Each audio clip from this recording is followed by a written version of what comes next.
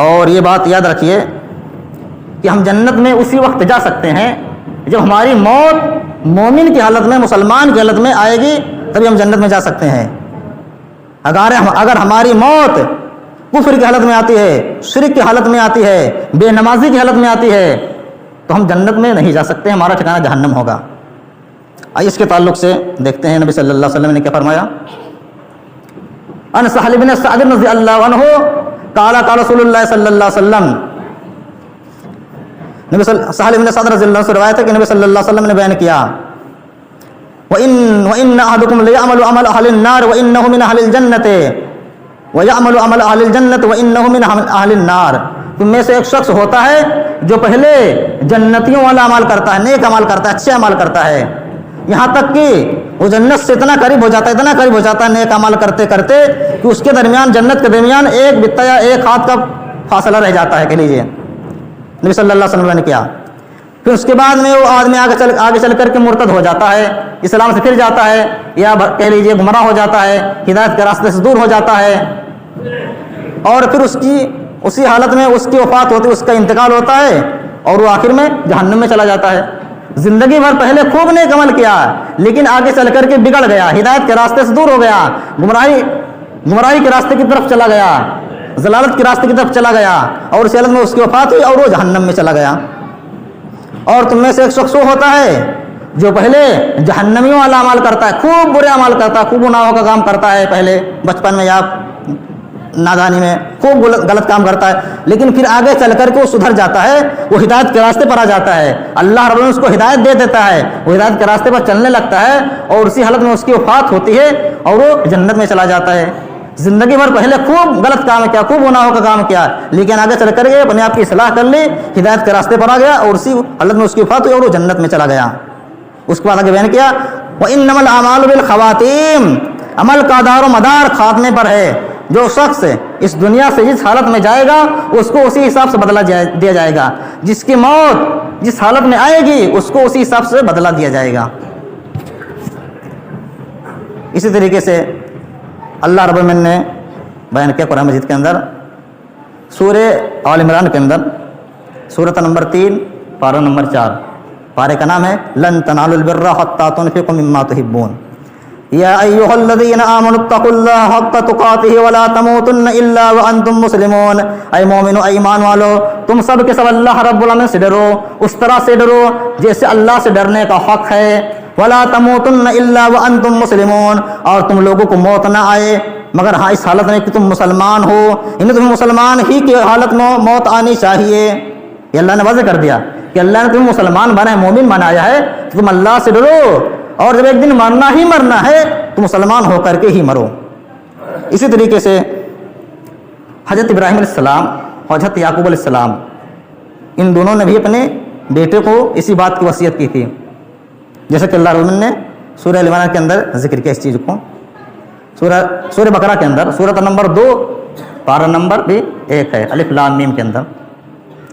وَوَصَّىٰ بِهَا إِبْرَاهِيمُ بَنِيهِ وَيَعْقُوبُ يَا بَنِيَّ إِنَّ اللَّهَ اصْطَفَىٰ لَكُمُ الدِّينَ۔ یاد کرو اس وقت کو جب حضرت ابراہیم علیہ السلام نے اور حضرت یعقوب علیہ السلام نے اپنے بیٹوں کو وصیت کی۔ وصیت کا معنی کیا جانتے ہیں؟ وصیت اس کو کہتے ہیں جو آدمی مرنے سے پہلے باتیں بتاتا ہے اپنے گھر والوں کو، اولاد کو، اس کو وصیت کہتے ہیں، وہ بہت اہم باتیں ہوتی ہیں۔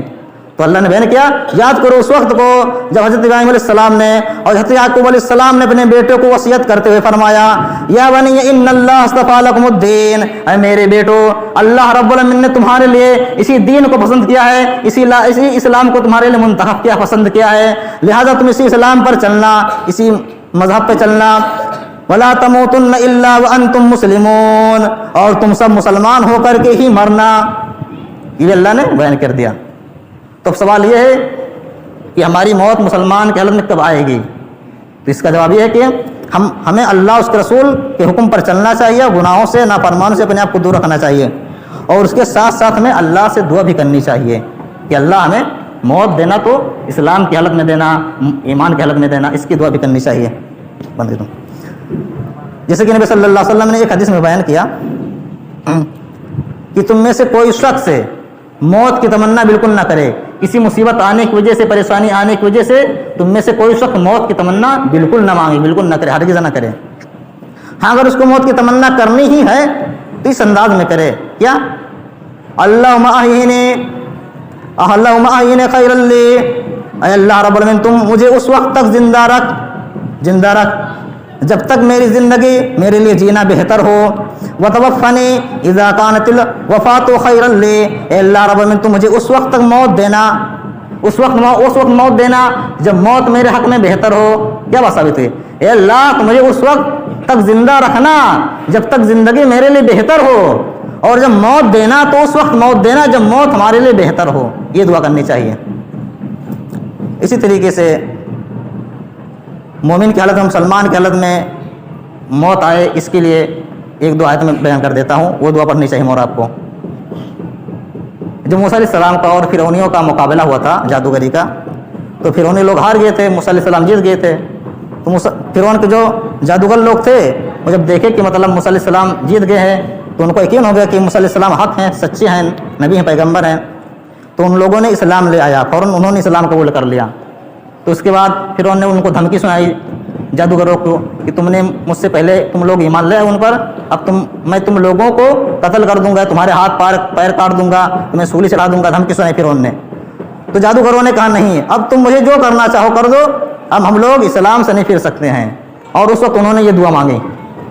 اس دعا کا ذکر اللہ رب العالمین نے سورہ اعراف کے اندر کیا ہے، سورۃ نمبر 7 پارہ نمبر 9، پارے کا نام ہے قال الملأ الذین استکبروا ربنا افرغ علینا صبرا وتوفنا مسلمین۔ اے اللہ رب العالمین تو ہمیں اس وقت موت دینا یعنی مسلمان کی حالت میں موت دینا، ربنا افرغ علینا صبرا وتوفنا مسلمین۔ اے اللہ رب العالمین تو ہم پر صبر اور استقامت کے دہانے کھول دے، ہمارے اندر صبر کا مادہ پیدا فرما دے، اور مسلمان کی حالت میں مجھے وفات دینا، مجھے موت دینا۔ اسی طریقے سے حضرت یوسف علیہ السلام ہیں ایک نبی، انہوں نے بھی اللہ سے اسی طریقے دعا مانگی ہے اللہ رب العالمین سے، جس کا ذکر اللہ رب العالمین نے سورہ یوسف کے اندر کیا ہے، سورۃ نمبر 12 اور پارہ نمبر 13۔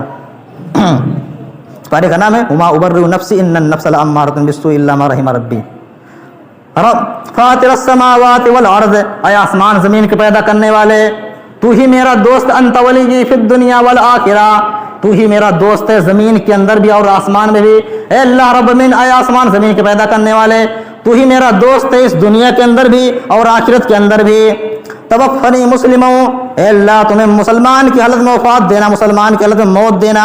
والحقنی بالصالحین، اور ہمیں نیک لوگوں میں شمار کر لینا، میرا شمار نیک لوگوں میں کر دینا، مجھے نیک لوگوں میں ملا دینا۔ یہ دعا حضرت یوسف علیہ السلام نے کی ہے، اس لیے اس طرح کی دعا ہمیں بار بار اللہ سے مانگنی چاہیے، اللہ سے کرنی چاہیے۔